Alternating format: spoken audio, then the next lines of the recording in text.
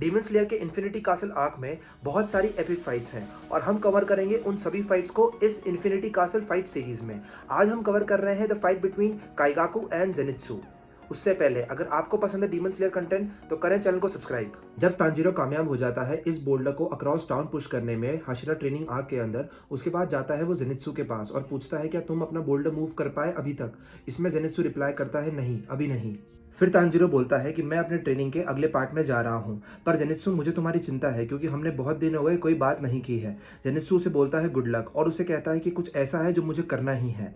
फिर Tanjiro push करता है, जानने की कोशिश करता है कि वो क्या है, पर जेनित्सु उसे यही बोलता है कि तुम एक बहुत अच्छे इंसान हो, पर ये जो चीज़ है सिर्फ मैं ही कर सकता हूँ। फिर हमें दिखता है कि मुजान को मिल जाता है पता ओबियाशी की फैमिली का और वो एक कॉन्वर्जेशन करता है कागया के साथ, पर जो उसे नहीं पता वो ये है कि कागया ने तमायो के साथ मिलकर एक ट्रैप सेट किया है उसके लिए। कागया अपने आप को और अपने 3 बच्चों को एक एक्सप्लोजन में उड़ा देता है और अपना ब्लड डीमन आर्ट यूज करके तमायो पिन डाउन कर लेती है मुजान को कि वो इस अटैक से बच ना पाए। जब उनका प्लान कामयाब हो जाता है तमायो अपना ड्रग इंजेक्ट कर देती है मुजान के अंदर, जो कि डीमंस को ह्यूमंस बनाता है। जैसे ही हाशिराज वो एक्सप्लोजन सुनते हैं वो सबके सब उसकी तरफ भागते हैं। उसके बाद हम सुनते हैं कि तांजीरो कहता है कि वहां से स्मेल आ रही है बर्न ब्लड और फ्लैश की।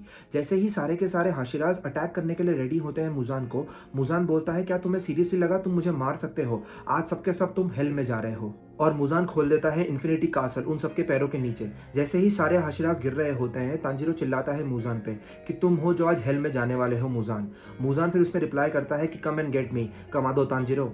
थोड़ी देर इन्फिनिटी कासल में ट्रैवल करने के बाद जेनित्सु एक कमरे में एंटर करता है और कॉल आउट करता है काइगाकू को। वो बोलता है कि मुझे पता है तुम वहीं हो, बाहर आ जाओ। काइगाकू बाहर आते हुए बोलता है कि ये कोई तरीका नहीं है अपने सीनियर से बात करने का, और वो बोलता है कि तुम भले ही थोड़े से चेंज हो गए हो पर तुम अभी भी वही क्राई बेबी हो जो तुम पहले थे। जेनित्सु बोलता है कि तुम अब एक डीमन हो इसलिए तुम मेरे अब सीनियर नहीं रहे। जेनित्सु और काइगाकू फेस ऑफ करते हैं। काइगाकू फिर मॉक करता है जेनित्सु को कि तुम अभी भी बहुत ज्यादा वीक हो, और वो हंसता है उसके हाशिरा के स्टेटस पे बोलते हुए कि तुम थंडर ब्रीदिंग की लगता है अभी भी सिर्फ फर्स्ट फॉर्म ही कर सकते हो। इसके जवाब में जेनित्सु मॉक करता है काइगाकू को बोलते हुए कि तुम बहुत ज्यादा खुश लग रहे हो एक अपर बॉटम रैंक बन के, तब जब तुम्हें पता है कि तुम एक रिप्लेसमेंट से ज्यादा कुछ नहीं हो प्रीवियस अपर मून 6 के।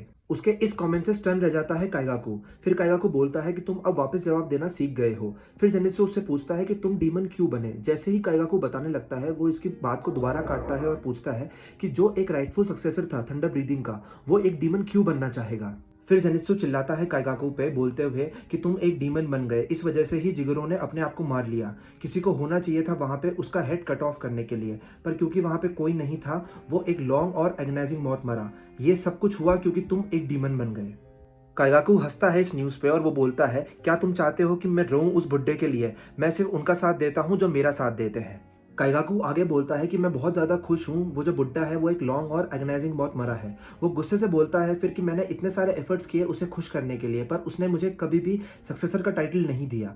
फिर वो फिलॉसफी को मॉक करता है जिगरो की, बोलते हुए कि वो चाहता था कि मैं सक्सेसरशिप को शेयर करूँ तुम जैसे डर्ट लोगों के साथ। जेनित्सु फिर गुस्से में बोलता है कि अगर मैं डर्ट हूं तो तुम गार्बेज हो, क्योंकि मैं थंडर ब्रीदिंग की अगर फर्स्ट फॉर्म यूज कर सकता हूं तो तुम सारी फॉर्म्स यूज कर सकते हो सिवाय फर्स्ट के। और वो बोलता है जिगरो इसलिए ही मरा क्योंकि उसे पता था कि उसका कोई भी सक्सेसर बनने के लायक नहीं है।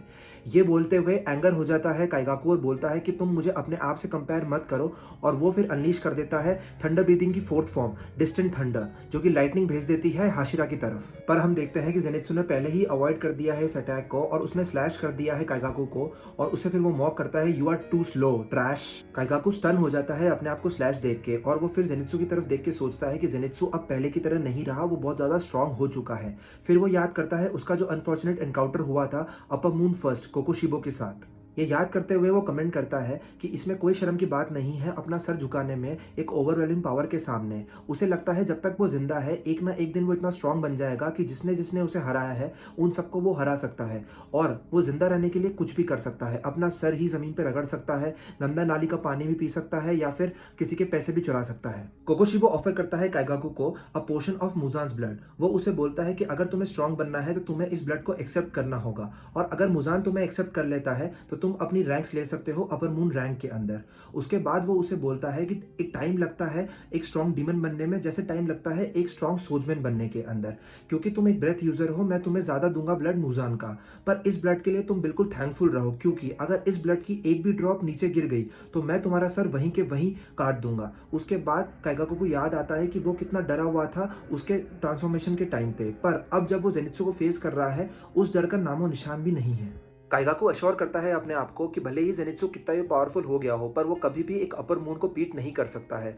हर किसी इंसान को कभी ना कभी मरना है, तुम और वो बुड्ढा कोई भी एक्सेप्शन नहीं थे। उसके बाद वो अनलीश करता है थंडर ब्रीदिंग की सेकंड फॉर्म लाइटनिंग बॉल।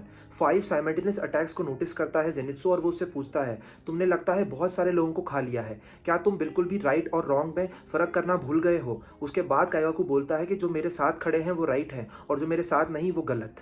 फिर राइगाकू यूज़ करता है थंडर ब्रीदिंग की थर्ड फॉर्म थंडर स्वॉर्म, और उसके बाद वो यूज़ करता है थंडर ब्रीदिंग की फिफ्थ फॉर्म जो कि हीट लाइटनिंग, और जाके सीधी हिट करती है वो जेनित्सु को और जेनित्सु हो जाता है बर्न। उसके बाद वो उससे पूछता है कि जेनित्सु तुम्हें कैसी लगी मेरी नई डीमन एनहांस्ड फॉर्म्स।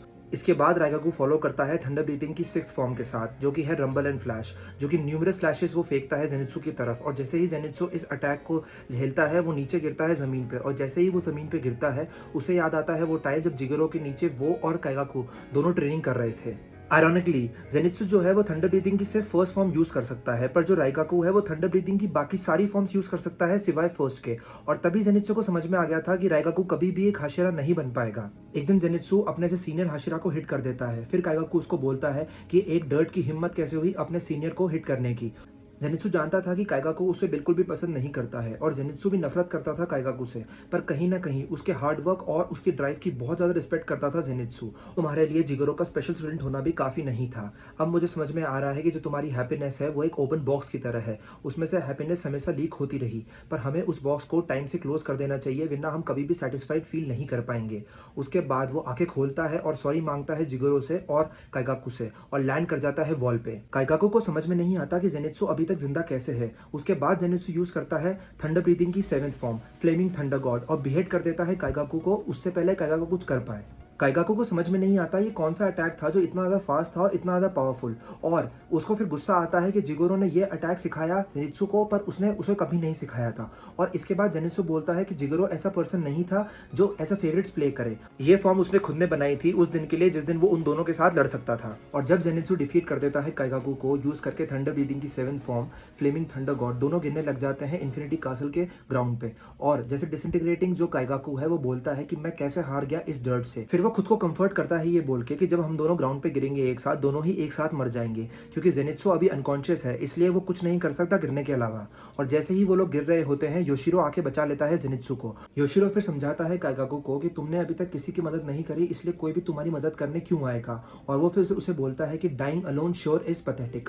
उसके बाद काइगाकू चिल्लाने लग जाता है और वो मीट करता है एक लोनली पैथेटिक डेथ को, और जेनित्सु को बचा लेता है योशिरो। जेनित्सु फिर देखता है जिगरो को एक गार्डन में और वो उसे बोलता है कि I am really sorry master, मैं नहीं बचाया काइगाकू को आपके स्पेशल स्टूडेंट को। और फिर बहुत सारी चीज़ें बोलने के बाद जिगरो उसे मुड़ के देखता है और रोते रोते उसे बोलता है you are my pride and joy my boy. और उसके बाद जेनित्सु आगे खोल लेता है और उसे ट्रीट कर रहा होता है योशिरो और दो और लोग।